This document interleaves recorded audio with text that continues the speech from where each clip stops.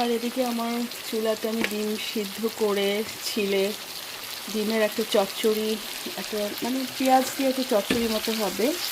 তো এখানে অলরেডি আমি একটু হলুদের গুঁড়া, পাপরিকা পাউডার আর চিলি পাউডার অ্যাড করিনি, কিন্তু তেলের মধ্যে পেঁয়াজ চপ করে দিয়ে পেঁয়াজটা ব্রাউন কালার পর্যন্ত আসা হয়নি, কিছুটা ভেজে তারপর আমি ডিমগুলোকে অ্যাড করেছি। সুন্দর একটা রং আসছে না?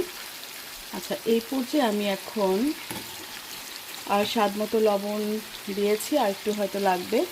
এই যে আমার নিজে তৈরি করা, বাসায় তৈরি করা জিরা পাউডার, খুবই সুন্দর একটা গন্ধ। মনে হয় এটা চালের গুঁড়ার সাথে একটা পিঠা বানালে জিরার গুঁড়ার একটা গন্ধ, জিরার যেটা গন্ধ থাকবে, মানে ফ্রেশ ঘরে বানানো জিরার গন্ধই অনেক অন্যরকম। তো এই পর্যায়ে আমি এই যে সামান্য একটু জিরা গুঁড়া অ্যাড করছি।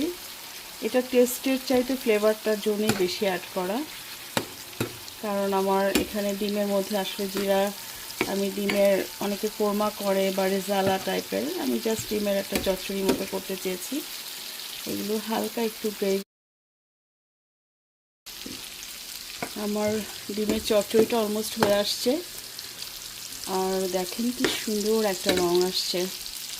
আমি এই পর্যায়ে আমি দু একটা কাঁচামরিচ অ্যাড করে দিলাম। ঝালটা অলমোস্ট একটু কম রাখবো, সেজন্য কাঁচামরিচ আমি অল্প অ্যাড করলাম। সামান্য একটু পানি অ্যাড করতে হবে, সেটা আমি অ্যাড করছি। তো এই হয়ে যাচ্ছে আমার ডিমের চচ্চড়ি। তাহলে আজকের আমার আইটেমে থাকবে হচ্ছে মাছ, মৃগেল মাছের কোপ্তা, আর হচ্ছে ডিমের চচ্চড়ি। আর এখানে তো অলরেডি আছে লাউ দিয়ে মৃগেল মাছ রান্না গতকাল